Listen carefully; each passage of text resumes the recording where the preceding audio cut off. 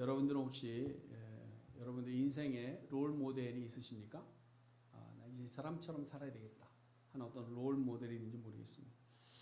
보통 자신의 직업군에서 어떤 자신의 직업군에서 같은 일을 하는 사람 중에 성공한 사람이 있으면 그 사람을 바라보면서 나는 저 사람을 롤 모델로 삼아야 되겠다 하는 경우를 우리가 많이 봅니다.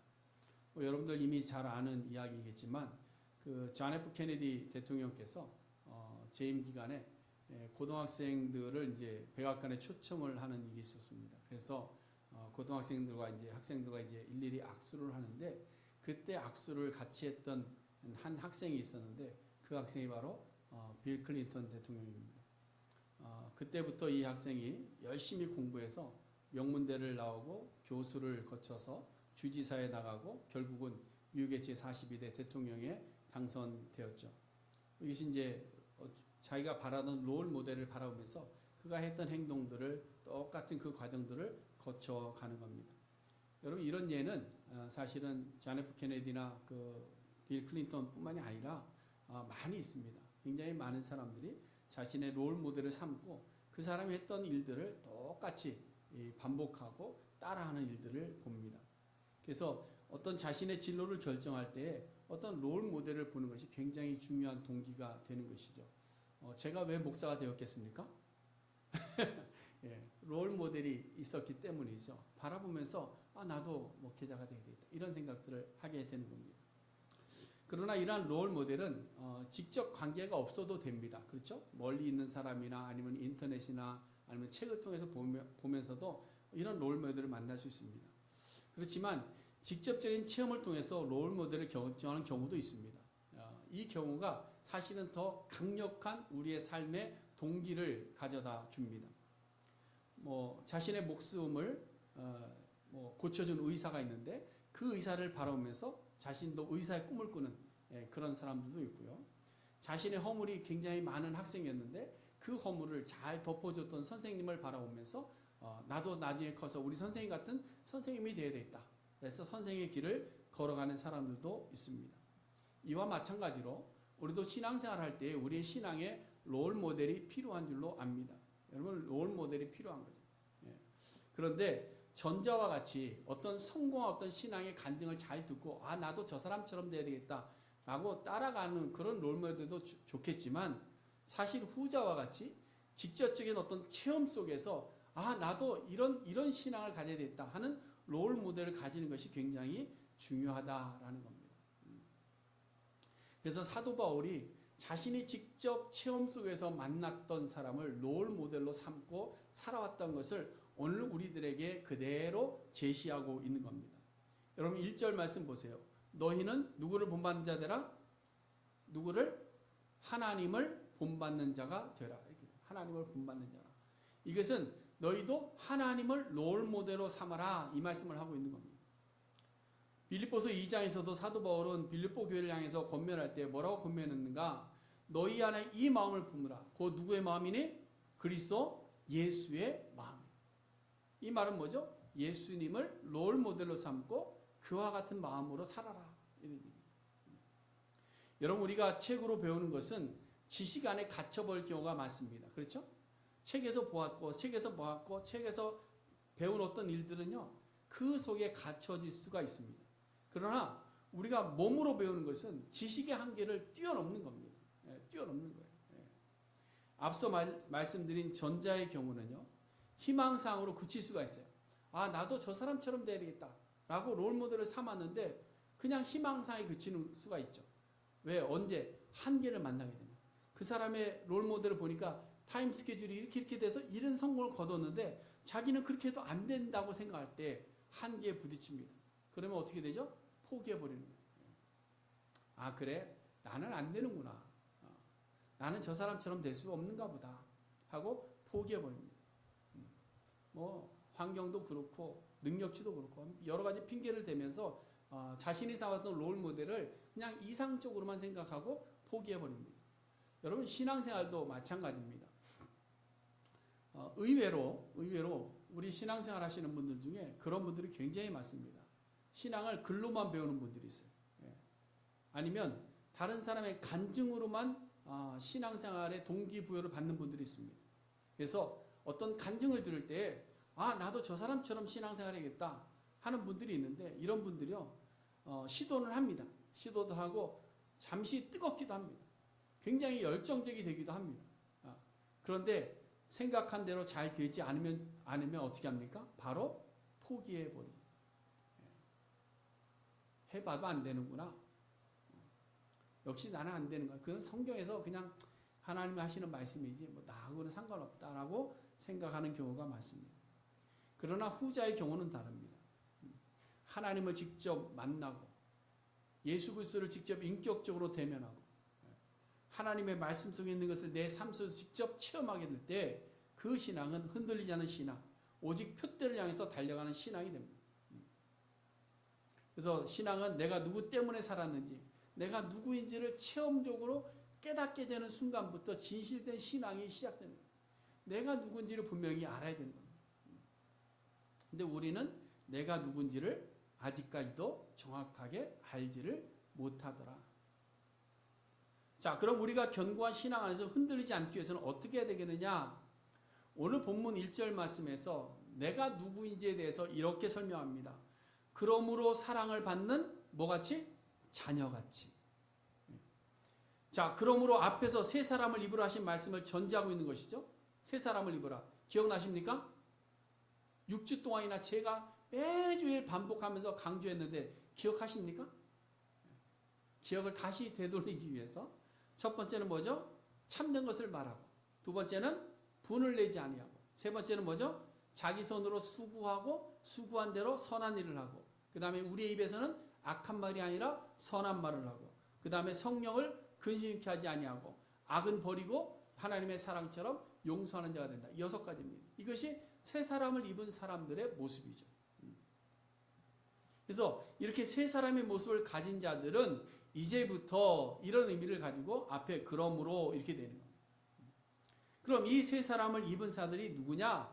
사랑을 받는 자녀다. 여기서 조금 여러분들이 듣기에 불편할 수 있는 말씀을 제가 좀 드리려고 하는데요. 여러분, 우리 성도님들이 간혹 의미 없이 그냥 내가 믿습니다라고 고백하시는 분들이 있습니다. 그리고 내가 아무 의미 없이 그냥 내가 교회 다니니까 나는 사랑받는 하나님의 자녀야, 하나님은 나를 사랑할 거야 라고 그냥 아무 의미 없이 내배있는 분들이 종종 있습니다. 제가 듣기 불편할 정도로 계속해서 이 말씀을 드리고 있는 것은 뭐냐면, 여러분, 교회에 등록된 교회라고 해서 무조건 하나님의 사랑을 받는 하나님의 자녀가 아닙니다. 오늘 본문에서 이야기하는 그러므로 사랑을 받는 자녀같이 라는 말의 의미를 우리가 다시 되새겨야 됩니다. 여러분들은 무슨 근거를 가지고 하나님께 나를 사랑하신다고 고백할 수 있습니까? 예? 무슨 근거를 가지고? 무슨 근거를 가지고 내가 하나님의 자녀가 되었다라고 굳게 믿으십니까? 여러분, 오늘 우리는 이 문제를 먼저 해결해야 됩니다. 이 문제를 해결해야 돼요. 내가 누구인지. 여러분, 이 문제를 해결하기 위해서 우리가 성경을 많이 알아야 되는 건 아닙니다.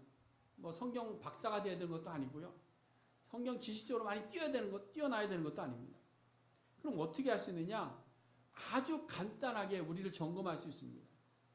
자, 우리 에베소서 1장으로 다시 돌아가겠습니다. 1장. 3절부터 우리 7절까지의 말씀을 천천히 읽어볼 텐데요. 이 말씀을 천천히 읽는 동안에 성령께서 우리의 마음을 움직여 주시기를 간절히 바랍니다. 그래서 근데 읽을 때요, 거기 보면 우리라는 단어가 나오는데, 우리라는 단어가 나올 때마다 나라고 바꾸거나 아니면 자기 이름으로 바꾸어서 한번 읽어보겠습니다. 아시겠죠? 거기 나온 우리라는 단어로 읽지 말고요, 아주 천천히 함께 읽습니다. 시작. 찬송하리로다 하나님 곧 나의 주 예수 그리스도의 아버지께서 그리스도 안에서 하늘에 속한 모든 신령한 복을 나에게 주시되 곧 창세전에 그리스도 안에서 나를 택하사 나로 사랑 안에서 그 앞에 거룩하고 흠이 없게 하시려고 그 기쁘신 뜻대로 나를 예정하사 예수 그리스도로 말미암아 자기의 아들이 되게 하셨으니 이는 그가 사랑하시는 자 안에서 나에게 거저 주시는 바 그의 은혜의 영광을 찬송하게 하려는 것이라. 나는 그리스도 안에서 그의 은혜의 풍성함을 따라 그의 피로 말미암아 속량 곧 죄사함을 받았느니라. 아멘. 자, 이제 내가 누군지 아시겠습니까? 내가 누군지 아시겠어요? 하늘에 속한 모든 신령한 복을 다 받은 사람이 누구예요? 날. 창세전부터 택함을 받아 죄로 죽은 나를 거룩하고 흠이 없게 하시려고 자기 아들을 사람으로 태어나게 하시고 그 아들을 내어주셨어요. 누구를 위해서? 나를 위해서. 이미 정하신 대로 말할 수 없는 기쁨으로 하나님께서 우리를 아들 삼아주셨어요. 누구를? 나를. 그리고 나는 누구예요? 예수 그리스도의 죽으심으로 죄사함을 받은 자다. 내가 누굽니까? 하나님의 사랑받는 자녀입니다. 믿으십니까? 앞에 있는 말이 믿어져야 이 말에 아멘이 되는 거예요. 앞에 있는 말을 우리가 인격적으로 피부로 느낄 때 이 말이 아멘이 되는 거예요. 그래서 사도 바울은 에베소서 1장 3절과 7절, 3절부터 7절까지의 말씀을 근거로 해서 이제 너희가 새 사람 되었으니까 너희는 외인도 아니고 너희는 나그네도 아니고 너희는 오직 성도들과 동일한 시민이요 하나님의 권속이라 라고 확증하여 말하고 있는 거예요. 그래서 이제 다시 오늘 본문으로 돌아와 보면 사랑을 받는 자녀라는 말의 무게와 깊이를 우리가 느껴야 됩니다. 사랑을 받는 자녀, 그저 좋은 것만이 아니라 나를 사랑하시는 하나님께서 베푸신 희생하신 것이 얼마나 큰지를 우리는 알게 되면 우리는 주체할 수가 없는 거예요. 여러분, 하나님의 사랑은 양재 같은 사랑이 아닙니다. 그냥 값없이 옛다 먹으라고 주는 그런 사랑이 아닙니다.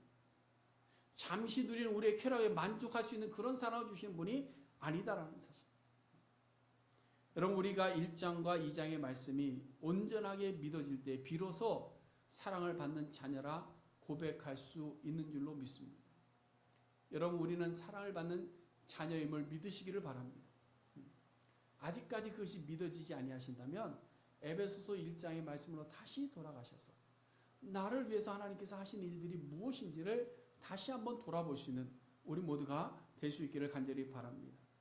자, 그럼 하나님께서 우리를 이렇게 사랑하시는 목적이 뭐냐? 하나님이 왜 우리를 이렇게 사랑하시느냐라는 거예요. 왜 이렇게 사랑하시느냐? 그것은 바로 우리로 하여금 누구를? 하나님을 본받게 하시려고. 하나님을 본받게 하시려고. 하나님이 우리를 구원하신 이유와 목적은 하나님을 본받게 하십니다. 본받는다는 말이 뭐죠? 흉내낸다 이런 말이에요. 모방한다, 따라한다 이런 겁니다. 하나님께서 이렇게 말씀하셨어요. 내가 거룩하니 너희도 어떻게 해라? 거룩해라. 그럼 우리는 어떻게 해야 돼요? 거룩한 모습을 모방해야 돼요. 하나님의 거룩한 모습을 어디에서 발견합니까? 성경에서 발견하고 그 거룩한 모습을 나도 그대로 흉내낼 수 있고 모방할 수 있어요. 여러분, 성장하고 자라가는 때에 가장 중요한 기초 단계가 뭔 줄 아십니까? 그건 모방입니다. 모방이에요. 여러분, 우리가 글을 배울 때 어떻게 배웁니까? 기역, 니은 이렇게 배울 때 어떻게 배워요? 처음에는 점자가 이렇게 있잖아요. 그렇죠? 그러면 점자를 따라서 그대로 따라서 그리는 겁니다. 기역, 이렇게 니은, 디귿 이렇게. 그렇죠? 제가 히브리어 배울 때도 그림 그렸어요. 히브리어가 거의 그림입니다.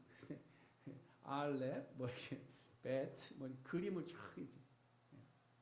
근데 그대로 모방하다 보면 그것이 나중에는 뭐예요? 빈칸에도 똑같은 모습을 그대로 쓸 수 있는 겁니다. 여러분, 우리가 지난 6주 동안에 새 사람을 입으라는 말씀을 들었습니다.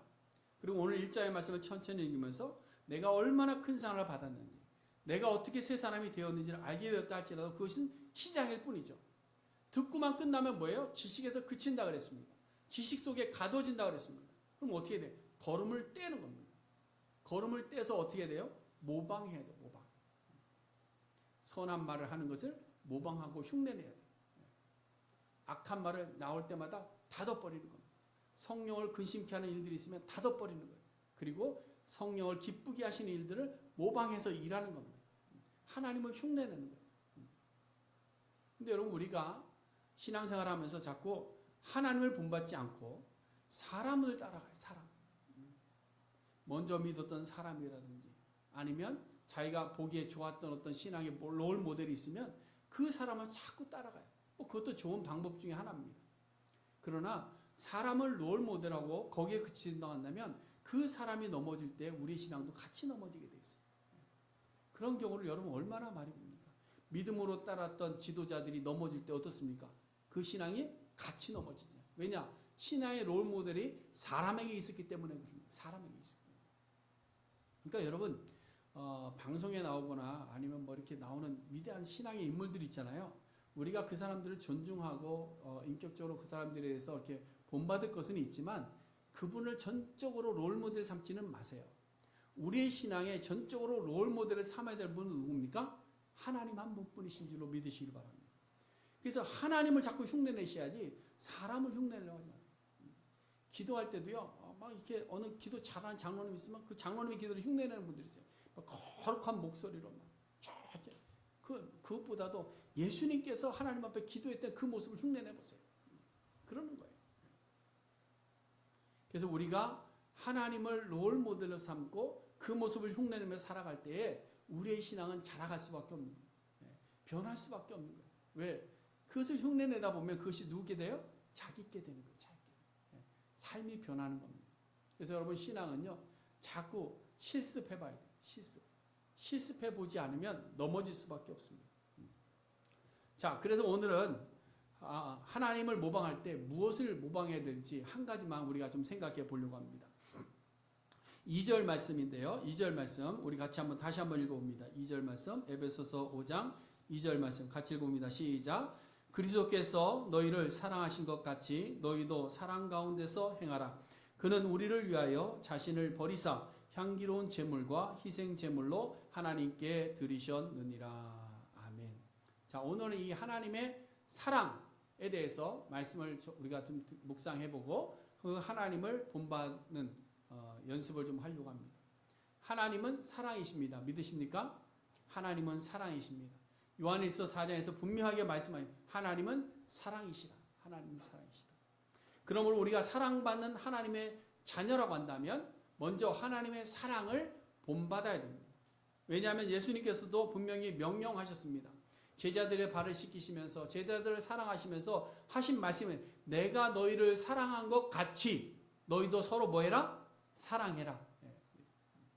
내가 본을 보인 것처럼 너희들도 그것을 흉내내서 따라해봐라. 이 얘기를 하고 있는 겁니다. 사도 요한은 이야기합니다. 사랑하는 것을 통해서 하나님을 알 수 있다 그랬습니다. 그래서 하나님을 알지 못하는지 구분하는 기준이 뭐냐? 우리가 사랑을 하고 있는지 못하는지 보면 안다.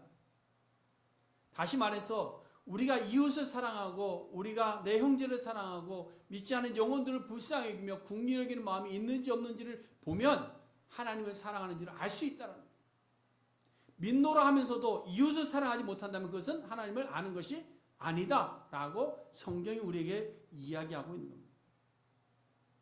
그러면 우리가 믿습니다. 교회 와서 아무리 기도해도 사랑을 실천하지 못한다면 그 믿음은 헛된 믿음입니다. 그러므로 여러분 하나님을 아는 자들은요 사랑을 실천할 수밖에 없습니다. 사랑을 열매를 맺을 수밖에 없게 되어져 있는 겁니다. 그래서 요한일서 4장에 보면 계속해서 하나님의 사랑에 대해서 말씀하시면서 거의 끝자락에 가면 이렇게 이야기합니다. 마지막 30절에 보면요. 하나님을 사랑하노라 하고 그 형제를 미워하면 이는 거짓말하는 자니. 하나님을 사랑합니다 라고 고백하면서도 형제를 미워하면 이것은 거짓말하는 자다. 그 형제를 사랑하지 아니하는 자는 보지 못하는 바 하나님을 사랑할 수가 없다.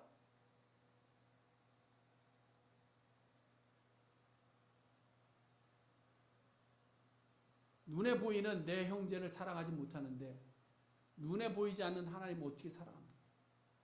눈에 보이는 은혜를 갚지 못하는데 눈에 보이지 않는 은혜를 어떻게 갚겠어요? 그렇지 않습니까?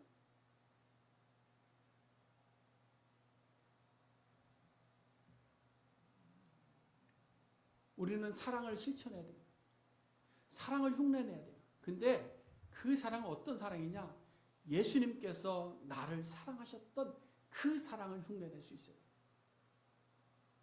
그래서 예수님이 말씀하실 때 뭐라고 말씀하셨어요?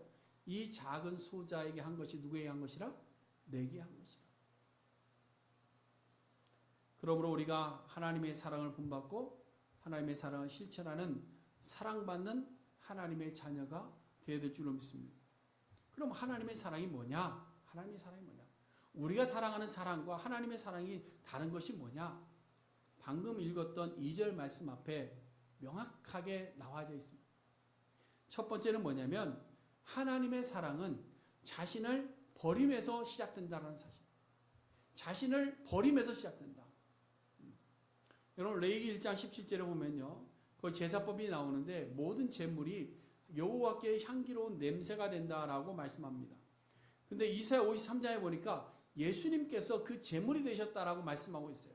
이 말은 뭐냐? 예수님께서 하나님의 향기로운 냄새가 되었다 이 말씀을 하고 있는 겁니다. 다시 말해서 예수님께서 우리를 향한 사랑을 실천하실 때 가장 먼저 행하신 것이 뭐냐? 자기를 버리셨다라는 거예요. 버리셨다. 예수님께서 우리를 사랑하실 때 그냥 있는 것으로 내어준 것이 아니라 자신을 버리고 우리를 사랑하셨다는 거예요. 죄성을 가진 우리를 거룩하게 하시려고 자기를 제물로 내어주시고 버리고 우리를 사랑하셨다는 거예요. 여러분 이것이 쉬울 것 같지만요. 굉장히 어렵습니다. 왜 어려운가 하면요. 우리의 죄성이라는 것이 나를 버릴 수 없게 만들어 놨어요. 그렇잖아요? 우리의 죄성은요. 나를 절대 포기하지 못합니다. 여러분 우리는 아담의 범죄에 의해 모든 생각이 뭐 어떻게 됐습니까? 나 중심으로 바뀌었어요. 그래서 자기 눈에 보암직하고 자기 눈에 먹음직하고 자기 눈에 지혜롭게 하고 자기 눈에 정의롭게 보이는 것, 자기 눈에 도덕적으로 보이고 자기 눈에 선과 악으로 구별될 수 있는 것들을 자기 스스로 가지게 된 겁니다. 그러다 보니까 이 모든 것들을 다 비워내는 것이 쉽지 않은 거예요. 근데 예수님께서 이 땅에 오실 때는 자기를 비워버렸어요. 하나님이십니다. 거룩하십니다. 그렇죠? 존귀와 영광을 받으실 만한 분이십니다. 그런데 그 모든 것들을 비웠어요. 그리고 종의 형체를 가지셨다. 그리고 이 땅에 오셔서도 육체를 따르지 아니하시고 누구의 말씀을 따랐죠? 보내신 아버지의 뜻을 따라서 살았던 예수님의 모습을 우리는 봅니다. 그리고 마지막 목숨을 내어놓으실 때도 자기 자신의 십자가에 버리시고 십자가를 지시는 그 본을 우리에게 보여주시고 그것을 우리는 따라가는 겁니다. 그것을 우리는 흉내내는 겁니다. 우리가 앞서 찬양을 부르고 고백하고 기도했습니다. 내가 주인 삼은 모든 건 내려놓고. 이게 뭐냐면 자기를 버리는 거예요. 자기를. 여러분 우리가 바른 신앙을 하려면 하나님 앞에서 자기를 버릴 수 있어야 돼요. 자기의 생각까지도 포기할 수 있어야 돼요. 자기의 가치 기준까지도 하나님 앞에서 포기할 수 있어요. 요한일서 2장에 보시면 이 세상에 있는 죄에 대해서 뭐라고 이야기하느냐? 세상이 가져다주는 죄의 모습은 항상 육신의 정욕적이고 안목의 정욕적이고 이생의 자랑적입니다. 근데 우리 삶에 그대로 다 있는 거잖아요. 그렇죠? 육신의 정욕 가지고 있잖아요. 그렇죠? 안목의 정욕 있잖아요. 눈에 보면 좋은 거 가지고 싶잖아요. 이생의 자랑. 우리는 입만 열면 뭐예요? 자랑거리 하는 거예요.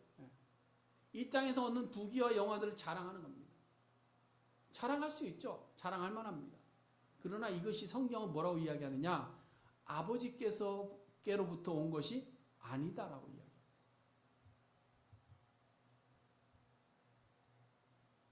결국 죄는 내가 주인 되는 것이고 새 사람을 입은 하나님의 사랑받는 자녀는 내가 주인 삼은 모든 것 내려놓고 아버지의 뜻을 따라서 사랑을 실천하는 것이 바로 하나님의 사랑받는 자녀의 모습인 줄로 믿습니다. 여러분 우리가 이웃을 사랑하는 것이 사실 쉽지 않습니다. 왜냐하면 이기적인 생각에서 모든 것이 출발하기 때문입니다. 나를 사랑하는 사람, 내 마음이 좀 드는 사람, 정말 사람 너무 착한데 정말 도와주고 싶은 그런 마음이 있어서 주는 것. 내가 보기에 저 사람 참 너무 안 됐어. 불쌍해 보여. 그래서 주는 것. 이거는 세상 사람도 다 한다라는 거예요. 여기서부터 우리가 말하는 사랑이 출발하기 때문에 내가 가졌으니까 줄 수 있다라는 그런 사랑의 개념을 가지고 있기 때문에 하나님의 사랑을 본받기가 어려운 겁니다. 흉내내기도 모방하기도 어려운 거예요. 그래서 예수님께서 말씀하시잖아요. 너희를 사랑하는 자를 사랑하면 무슨 상이 있겠느냐? 세리도 이같이 한다. 그러나 친구를 위해서 자기 목숨을 버리면 이보다 더 큰 사랑이 없느니라 말씀하셨어요. 그러면 여러분, 우리가 하나님을 본받기 위해서 모방해야 되는 것은 뭐냐? 나 자신의 계산과 생각을 버리는 겁니다. 누구 앞에? 하나님 앞에서 버리는 거예요. 우리는 뭐 내가 주인 삼은 거 버리자 그랬더니 뭐 취미생활 버리고 물질 버리고 뭐 명예 버리고 이런 것만 생각하는데 그게 아니라 하나님보다 더 사랑하면 그 우상이 되면 버려야 되겠죠. 그렇죠? 하나님보다 더 사랑 우상이 되니까 버려야 됩니다. 그러나 우리가 버려야 되는 것은 사실은 하나님의 생각을 뛰어넘은 내 생각을 버릴 줄 알아야 돼요. 하나님의 생각을 뛰어넘는 나의 생각, 나의 판단을 내려놓을 수 있어야 돼요. 우리가 친구를 위해서 목숨을 내어줄 정도로 사랑을 실천하지 못하는 이유는 결국 뭐냐? 내 생각과 내 판단이 앞서기 때문이에요. 하나님 앞에 헌신을 다짐하고 하나님 앞에 믿음으로 살겠습니다. 고백합니다. 기도하고 찬양합니다. 그리고 눈물 흘리고 회개하고 나갑니다. 그런데 그 순종을 그대로 삶 속에 실천하지 못합니다. 왜 그렇습니까? 내 생각은 그대로 가지고 왔기 때문에 그러는 거예요. 그러므로 우리가 하나님의 사랑을 실천한 자가 되기 위해서 내 생각을 자꾸 버리고 아버지의 생각으로 채워나가야 돼요. 그래서 결국 우리가 말씀을 읽어야 돼요. 여러분, 말씀을 읽는 것이 그냥 제가 말씀을 읽읍시다라는 것이 무슨 뭐 성경을 많이 읽어서 우리가 그 다독한 거 자랑하기 위함이 아닙니다. 말씀을 알아야 하나님의 뜻을 알고 하나님의 사랑을 아는 거예요. 하나님의 사랑을 알고 하나님의 뜻을 알아야 우리가 그 길을 따라갈 수 있는 겁니다. 그것을 흉내낼 수 있는 거예요. 그것을 모방할 수 있는 거예요. 하나님의 뜻을 모르니까 내 생각 갖고 무조건 사랑을 실천한다 이야기하고. 그래서 이렇게 나를 버리게 되면 그 다음은 어떻게 되느냐? 우리의 삶이 자연스럽게 하나님을 기쁘시게 하는 삶을 실천하게 됩니다. 2절 말씀을 다시 보시면 그는 우리를 위해서 자신을 버리셨습니다. 첫 번째. 그 다음이 뭐냐? 향기로운 제물과 희생제물로 하나님께 드림이 되셨다. 이렇게 돼요. 이게 무슨 말인가 하면 사도 바울이 로마서 12장 1절에서 말씀하고 있는 거룩한 산 제물의 모습을 이야기합니다. 여러분, 우리의 생각은 무조건 삶이 되는 것이 아닙니다. 중언부언이라는 말이 유창한 뭐 그냥 말만 하는 것을 이야기하는 것이 아닙니다. 중언부언이라는 말도 말은 유창한데 행동하지 않는 것은 중언부언입니다.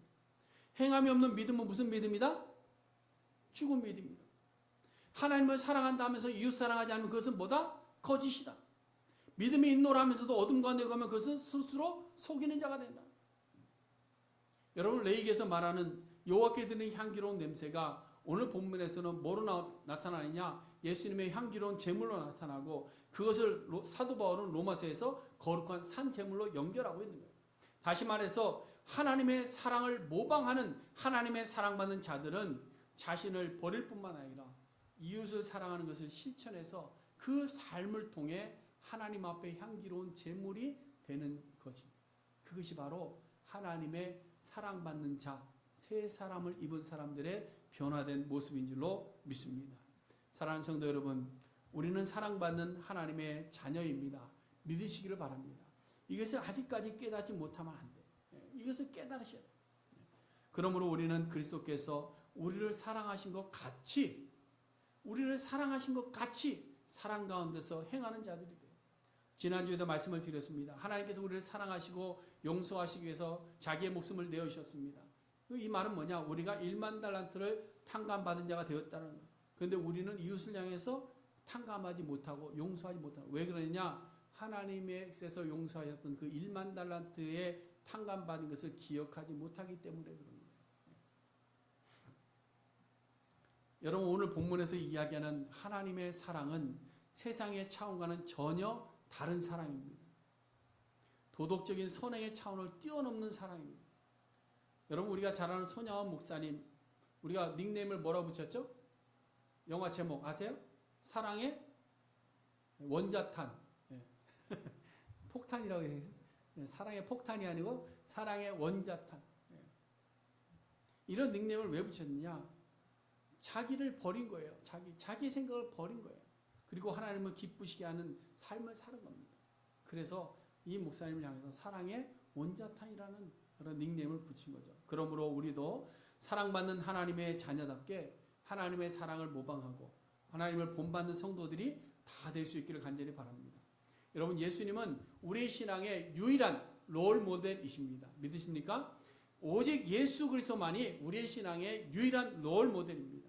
여러분, 사람 보지 마시고요. 풍조 따라가지 마시고요. 시대적 흐름에 편승하지 마시고요. 오직 예수님께서 우리를 사랑하신 그 모습을 그대로 롤 모델 삼아서 자기 자신을 버리고 오직 하나님께 향기로운 제물이 되어서 사랑으로 새롭게 되는 우리 모두가 될 수 있기를 간절히 바랍니다. 우리 성경 한 장 찾고 말씀을 마치려고 합니다. 갈라디아서 2장 20절 말씀입니다. 오늘 예수님의 사랑을 받은 자가 하나님의 사랑을 받은 자의 변화된 고백의 삶을 사도 바울이 갈라디아서 2장 20절에 그대로 고백하고 있습니다. 우리 다 같이 함께 읽습니다. 내가 그리스도와 함께 십자가에 못 박혔나니 그런즉 이제는 내가 사는 것이 아니요 오직 내 안에 그리스도께서 사시는 것이라. 이제 내가 육체 가운데 사는 것은 나를 사랑하사 나를 위하여 자기 자신을 버리신 하나님의 아들을 믿는 믿음 안에서 사는 것이라. 아멘. 예수님도 자신을 버리셨고 사도 바울을 버리셔서 사도 바울을 사랑하셨습니다. 사도 바울도 자신을 버리고 이방의 죽은 영혼들을 사랑하며 예수님을 본받았습니다. 우리도 이제 자신을 버리고 잃어버린 영혼을 사랑하는 하나님의 사랑받는 자녀들이 다 될 수 있기를 주님의 이름으로 간절히 축복해 드립니다. 기도하겠습니다.